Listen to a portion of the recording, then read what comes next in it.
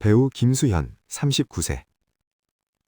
배우 김수현은 2009년 드라마 크리스마스에 눈이 올까요? 에서 어린 차강진 역을 맡으며 본격적으로 주목받기 시작했고, 드라마 드림아이, 해를 품은 달을 거쳐 여러 드라마, 영화를 통해 급성장하여 톱배우로 엄청난 부를 축적한 거로 알려져 있다.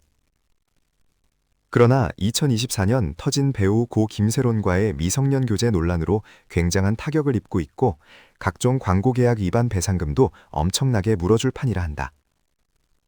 수려한 눈썹의 전문가 이마이고 중정이 뛰어나며 눈이 투안이다. 톱스타가 될 수 있고 엄청난 돈을 벌 상이다. 두 눈동자가 마주보며 싸우는 듯하다 해서 투안이라 부른다. 투안은 특별히 재물에 대박이 오는 눈이다. 일찌감치 감당도 하기 힘들게 돈을 굴러들어와 돈 세느라 몸살이 날 지경이라 보는 눈이다. 그런데 이 투안은 큰 약점도 안고 있는데 눈 나이에 크게 파재할 일이 생기는 눈이다. 많이 버는데 많이 나갈 시기가 있는 장단점을 모두 가진 눈이지만 돈을 버는 능력이 더 뛰어나다 보니 엄청나게 돈이 나가도 중정이 좋으면 이걸 다 갚고 여전히 돈이 넘쳐나게 많게 된다. 실제 눈 나이 38세부터 김수현은 지금 인생 최악의 위기에 있지만 몇 년 파재와 고생은 하겠지만 결국 다시 재기해서 돈을 잘 벌 거라는 걸 알 수 있는 것이다. 고 정주영 현대그룹 회장이 40년을 거주했던 서울 청운동 자택이다. 1967년 직접 2층 슬라브 집으로 지었고 이 집에 거주하기 시작하면서 사업이 기복 없이 승승장구하는 현대그룹의 신화가 시작되었다고 한다.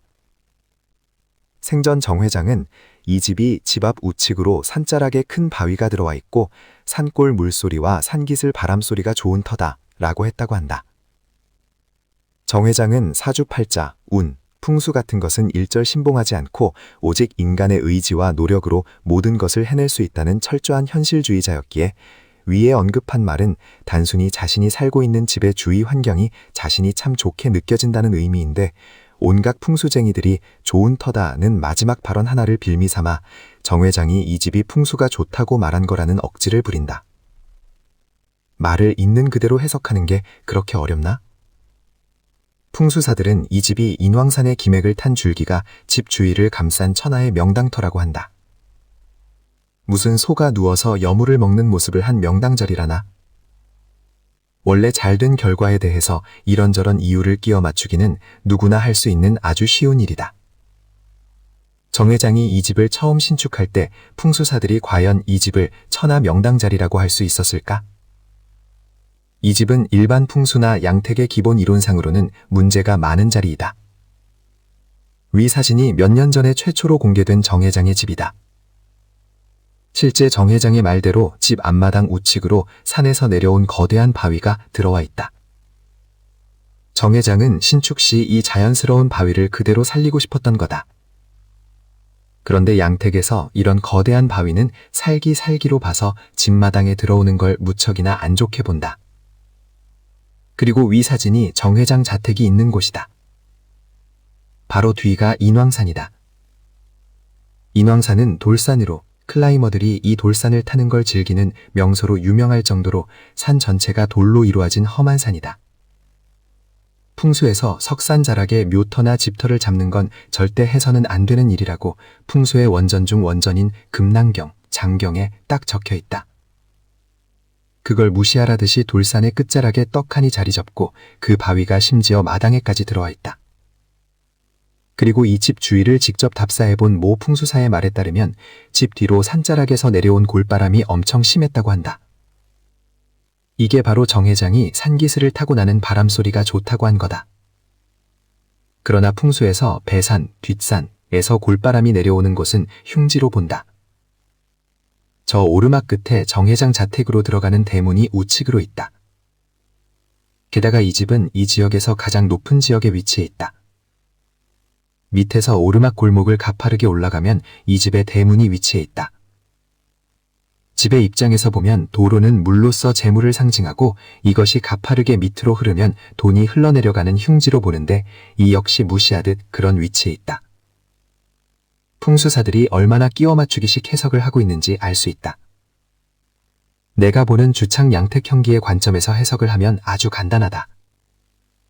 주창 양택 형기에서 배산, 뒷산은 중요하지 않다고 했다. 그래서 뒤가 돌산이든 칼산이든 관계없다는 것이다. 위 위성 지형도를 보시기 바란다. 자하문도 33길 68-4.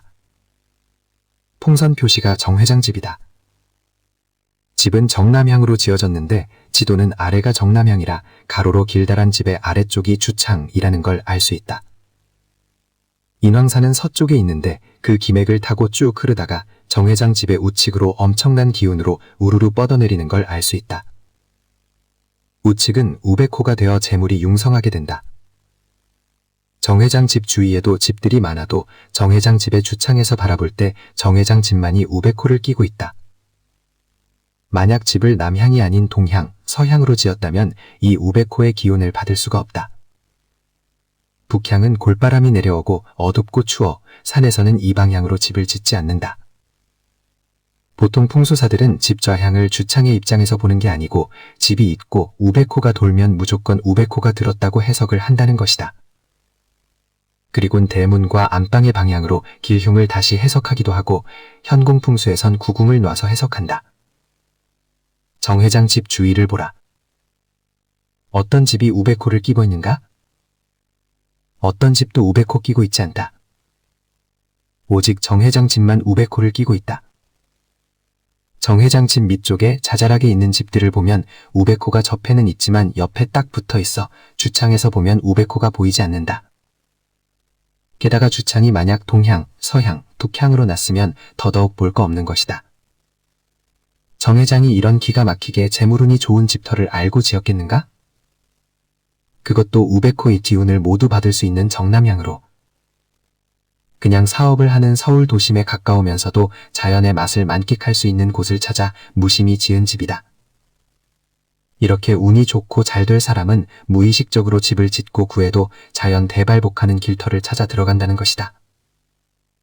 이 집은 별세 전에 장남인 정몽구에게 상속했다가 정혜잔 부부가 모두 별세 후 지금은 정몽구의 아들인 즉 손자인 정의선이 상속받았다고 한다.